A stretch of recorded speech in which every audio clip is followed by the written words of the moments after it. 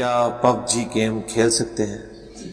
وضاحت کرتے ہیں. وضاحت تو میں نہیں کر سکتا، میں نے خود نہیں کھیلی ہوئی.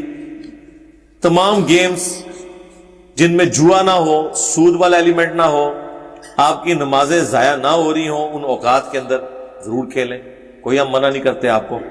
لیکن اگر آپ اس کی وجہ سے یعنی ذہنی مریض بن جائیں، آپ کو پتا ہے پچھلا کچھ عرصے میں کئی ایک واقعات رپورٹ ہوئے ہیں کہ وہ ذہنی مریض بنے اور انہوں نے وہ پب جی اپلائی کر دی اپنے بہن بھائیوں کے اوپر، ماں باپ کے اوپر. کئی بچوں نے پاگل ہو کے قتل بھی کیا. تو اس طرح کی بھی کوئی ایکٹیویٹی نہیں ہونی چاہیے. یہ نہ ہو کہ کوئی اس طرح کی ایکٹیویٹی ہو. باقی گیمیں کھیلنے سے بچوں کو روکنا نہیں چاہیے. اس سے ان کے اندر احساس کمتری پیدا ہو جاتا ہے. ہاں یہ باؤنڈ ضرور کریں کہ وہ تعلیم اپنی کمپرومائز نہ کریں، نمازیں کمپرومائز نہ کریں. ٹھیک ہے انہیں کھیلنے دیں. ایک خاص ایج ہوتی ہے، اس کے بعد یہ چھوڑ دیں گے کھیلنا.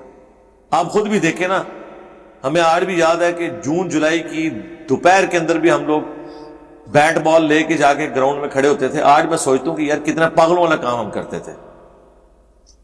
آج تو ہمیں کوئی ایسی والی جگہ پہ بھی کہ کھیلنے کے لیے ہم کہتے ہیں یار دنیا میں اس لیے تو نہیں آئے ہوئے. لیکن اس زمانے میں چیزیں سمجھ نہیں ہوتی تو لوگوں کو موقع دیں.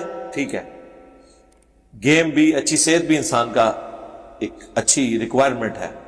اللہ تعالیٰ کو صحیح مسلم حدیث ہے، اللہ تعالیٰ کو صحت مند مومن جو ہے کمزور مومن سے بڑھ کر عزیز ہے. یہ مسلم شریف کے الفاظ ہیں. تو ظاہر صحت مند ہوگا تو وہ روزے رکھے گا، نماز پڑھے گا، کوئی دین کے لیے کنٹریبیوٹ کرے گا. بیماریوں میں گھرا ہوا شخص وہ کیا کام کرے گا دین کا؟ تو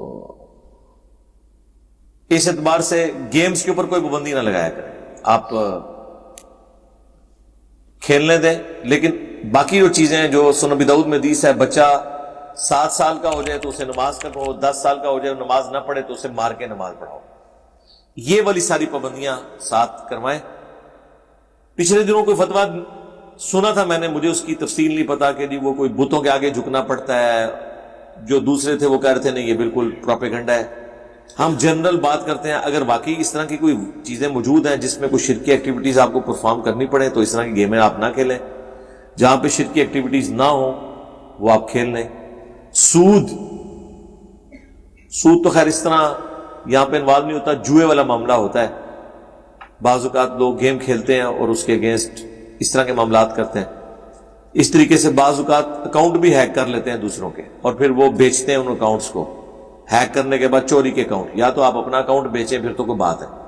اس طرح کے چوری کے اکاؤنٹس بیچ کے جو آپ پیسے کمائیں گے وہ پیسے بھی حرام ہے اور آپ نے کسی کے ساتھ زیادتی بھی کی ہے، اسے اللہ سے ڈر جائے. جعلی والی ٹوپی جس میں سے سر بھی نظر آ رہا ہو، کیا اس میں نماز کا کوئی فائدہ ہے؟ دیکھو اور شکر کرو ننگے سر والی ٹوپی وہ آتی ہے. ٹھیک ہے، یہ ایشو عورت کے لیے ہو سکتا ہے کہ وہ ایسا دوپٹہ نہیں اوڑھے گی جس میں سے بال کی سیاہی باہر نظر آئے. کیونکہ سنن ابی داؤد میں حدیث ہے کہ جب عورت بالغہ ہو جائے تو ننگے سر اس کی نماز قبول نہیں ہوتی. عورت کے لیے نماز میں سر کا ڈھانپنا ضروری ہے، مرد کے لیے ضروری نہیں ہے. مرد کی ننگے سر بھی ہو جائے گی. اچھا، اب رہے گا ٹوپی جعلی والی پہننا. تو اگر سائنٹیفکلی دیکھیں تو جو آپ نے بغیر جعلی والی ٹوپی بھی پہنی ہوئی ہے نا، اگر میں اس کو بھی خوردبین کے نیچے رکھ کے دیکھوں تو سوراخ تو اس میں بھی ہے. آپ کو نظر نہیں آ رہے نا، باریک باریک تو ہے نا کہ نہیں ہے؟ جسم کے اندر سوراخ موجود ہے. آپ یہ دیکھیں کہ جعلی والی ٹوپی میں ڈومیننٹ چیز کیا ہے. جب کسی نے پہنی ہوئی ہوتی ہے تو اسے یہ کہا جاتا ہے کہ تو نے کوئی چیتھڑا پہنا ہوا ہے یا ٹوپی کہا جاتا ہے. سوراخ چھوٹے ہوتے ہیں، کپڑا غالب ہوتا ہے. اس طرح کے سوراخ تو آپ کو کھدر کے اندر اور کاٹن کے اندر کپڑوں میں بھی نظر آئیں گے، نہیں ہے؟ بلکہ کئی تو کاٹن کے کپڑے ایسے ہیں اس میں جسم نظر آتا ہے. اگر وہ رنگدار نہ ہو تو آپ کا تو صدر کھلا ہوا ہوتا ہے، اس میں تو نماز بھی نہیں ہوتی. یہ جو بہت باریک کاٹن ہے نا، وائٹ کلر کی اگر کسی نے پہنی ہوئی ہو تو وہ تو سارا کچھ نظر آ رہا ہوتا ہے. تو اس لیے دیکھنا چاہیے باریک کاٹن آپ کلر والی پہنے جس میں جسم نظر نہ آئے.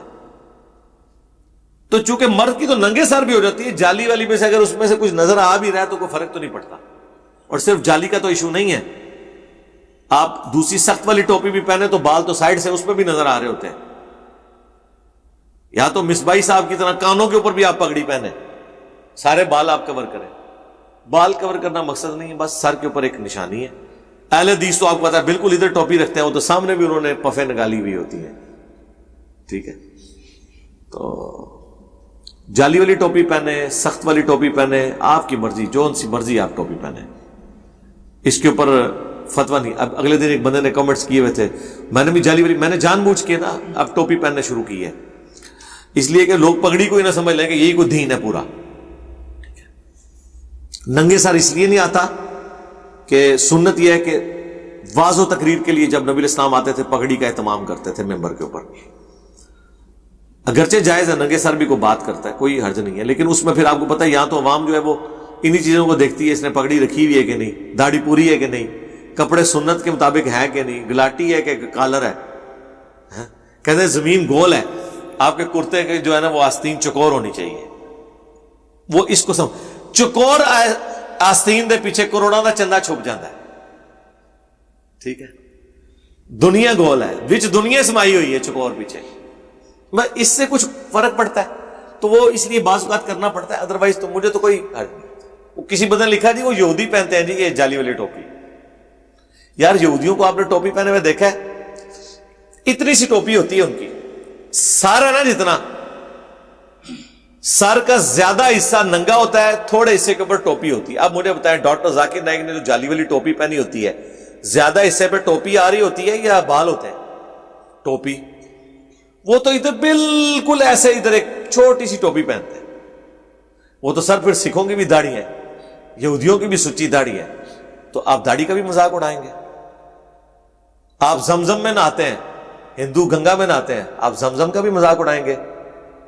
ہندو بتوں کو چومتے ہیں، آپ حجر اسود کو چومتے ہیں، آپ حجر اسود کا بھی مذاق اڑائیں گے؟